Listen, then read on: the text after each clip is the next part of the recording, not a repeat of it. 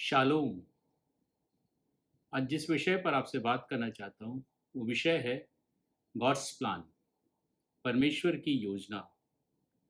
उत्पत्ति 45 अध्याय 5 पद। अब तुम लोग मत पछताओ और तुमने जो मुझसे यहाँ भेज डाला इससे उदास मत हो, क्योंकि परमेश्वर ने तुम्हारे प्राणों को बचाने के लिए मुझे आगे भेज दिया है। ये यूसुफ अपने भाइयों को कहता है।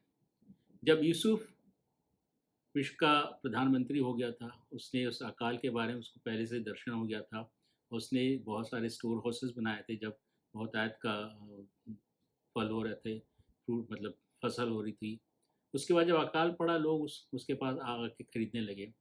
तब यूसुफ के भाई भी उसके पास आए, और जब यूसुफ शुरू में तो उसको अपने आप को प्रकट नहीं किया, फिर बाद में जब प्रकट करता है तो उसके भाई बहुत डर जाते हैं कि अब यह हमसे बदला लेगा, क्योंकि जो हमने इसके साथ किया है उसका बदला लेगा।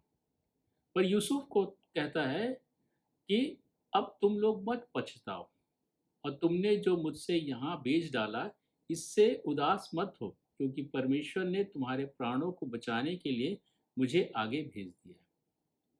ये यूसुफ कह रहा है अपने भाइयों से कि मत पछताओ, मत उदास हो, मत घबराओ, परेशान मत हो। ये परमेश्वर की योजना थी कि उसने पहले से मुझे यहाँ पे भेज दिया है, ताकि इस समय इस अकाल के समय में तुम्हारी सुधि ले सकूँ, तुम्हें जिंदा रख सकूँ।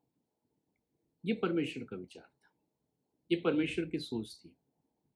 हम क्या सोचते हैं कि जब हमारे जीवन में कुछ बुरा होता है, कुछ अप्रिय घटना होती है, तो हम कुड़कुड़ाने लगते हैं। हम परमेश्वर के विरुद्ध बातें करने लगते हैं कि परमेश्वर मेरे साथ ये क्यों हो रहा है। यूसुफ को उन्होंने गड्ढे में डाल दिया, फिर बेच दिया, फिर वो एक जगह वो बंदीगृह में डाल दिया गया। व्यभिचार का उसके ऊपर दोष लगाया गया, बंदीगृह में डाल दिया। फिर उसके बाद सब समय आया, परमेश्वर ने उसको उठा के उस वहाँ का राजा प्रधानमंत्री बना दिया। समय लगता है। परमेश्वर अपना काम पूरी योजना के साथ करता है। धीरे धीरे उसकी प्लानिंग, हर एक व्यक्ति के लिए उसके पास प्लान है। मैं जब 10th में था, मैं इंजीनियर बनना चाहता था। परमेश्वर से मैंने दुआ की, परमेश्वर ने मुझे इंजीनियर बना दिया।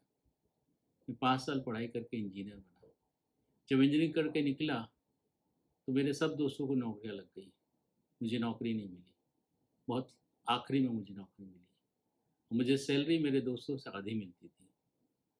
एक दिन जब मैं प्राइवेट में नौकरी करने गया, मुझे गेट से भगा दिया गया। फिर उसके बाद मैंने एक प्लास्टिक का छोटा सा कारखाना खोला, उसमें मुझे लॉस हुआ, उसको मुझे बंद करना पड़ा। फिर उसके बाद मुझे LIC में डेवलपमेंट ऑफिसर की नौकरी लगी। 1 साल काम किया। वो मेरे टेम्परामेंट के खिलाफ था वो नौकरी करना। वो मेरी आदत में नहीं था अपनी बात करूँ, किसी को कन्विंस कर सकूँ। मैं नहीं कर सकता था, मैं नौकरी नहीं कर पाया। फिर मेरी नौकरी इनकम टैक्स में लगी। इनकम टैक्स वो जगह जहाँ अकाउंटेंसी की ज़रूरत पड़ती है, जहाँ बुक कीपिंग की ज़रूरत पड़ती है, जहाँ कॉमर्स की लोगों की ज़रूरत पड़ती है। लेकिन मुझे मेरी नौकरी वहाँ लगी। मेरा बैकग्राउंड इंजीनियरिंग का था, लेकिन मेरी नौकरी वहाँ लगी। वहाँ से परमेश्वर ने उठाया और मुझे भारत के ग्रुप A ऑफिसर का दर्जा मुझे दिया। कमिश्नर, मेरे नाम के सामने एक कमिश्नर लगा। ये परमेश्वर की योजना थी, मेरी योजना नहीं थी। और मैं आज एडिशनल कमिश्नर होकर रिटायर हूँ। ये परमेश्वर की योजना थी, मुझे कहाँ से कहाँ ले आया। हर एक के जीवन में दुख तकलीफ आती हैं, परेशानियाँ आती हैं, लेकिन परमेश्वर की योजना जो रहती है वो उत्तम होती है, क्योंकि हमारी सोच और परमेश्वर की सोच अलग है।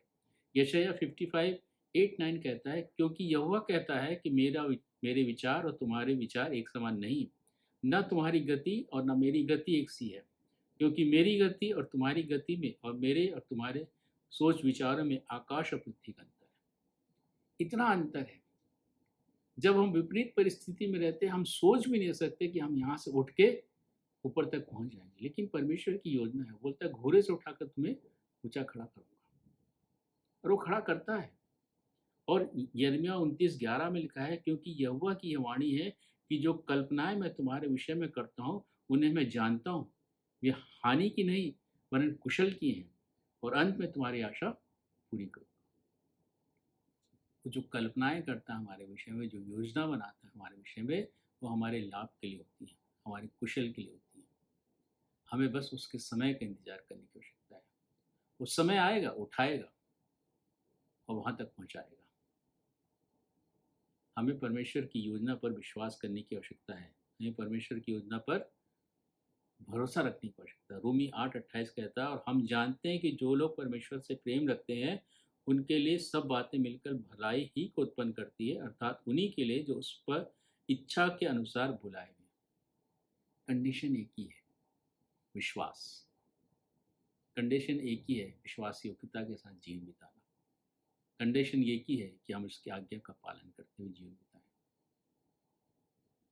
वो हमारे लिए उत्तम योजना बना के रखा है। हमें वो बहुत ऊंचे पे उठाना चाहता है। वो बोलता है कि मैं तुम्हें सिर ऊंच नहीं सिर बनाऊंगा। ये उसकी प्रतिज्ञाएं हैं। हमें भरोसा करना है। हमें भरोसा करना है। यूसुफ को उसने उस गड्ढे से उठाकर उस मिस्र देश का प्रधानमंत्री बना दिया। आपके जीवन में, मेरे जीवन में भी बहुत सारी योजनाएं चल रही हैं। वो उसको एक दिन अंतिम पूरा करेगा। बस हमें विश्वास करने की आवश्यकता है, उसकी आज्ञाओं पर चलने की आवश्यकता है, उसके प्रति विश्वास योग्यता के साथ बने रहने की ज़रूरत है, ताकि वो जो अपनी प्रतिज्ञा है हमारे जीवन पूरी करे। यदि हम कुड़कुड़ाएंगे, बड़बड़ाएंगे, उसके विरोध में बातें करेंगे, तो उन इसराइलियों के समान होगा जो कनान देश नहीं पहुंच पाए, उस मधु और दूध और मधु की धारा बहने वाले देश में नहीं पहुंच पाए, क्योंकि उन्होंने परमेश्वर के विरुद्ध बलवा किया, परमेश्वर के विरुद्ध बोला। जो स्थान उनके लिए रखा गया था वहाँ तक नहीं पहुँच पाए। आज भी जो स्थान हमारे लिए रखा गया है वहाँ तक पहुँचने के लिए हमें अपने आप को सुधारने की आवश्यकता है। हमें अपने आप को देखने की आवश्यकता है कि हम कहाँ खड़े हैं, कैसा जीवन बिता रहे हैं। हम संसारिकता में लिप्त हैं या परमेश्वर की शिक्षाओं के अनुसार जीवन बिता रहे हैं। परमेश्वर का प्रेम हमारे जीवन से दिख रहा है कि नहीं, परमेश्वर की शिक्षाएं हमारे जीवन से दिख रही हैं। यदि ये नहीं दिख रही हैं तो शायद हम उस उत्तम स्थान में पहुंच नहीं पाएंगे। इसलिए आज तो समय है, ये वक्त है कि हम अपने आप को जांचें, परखें और उन बुराइयों को अपने जीवन से दूर करें, ताकि परमेश्वर की योजना, परमेश्वर का प्लान हमारे जीवन में पूरा हो सके। परमेश्वर इन वचनों के द्वारा हम सबों को बहुत की आशीष दे।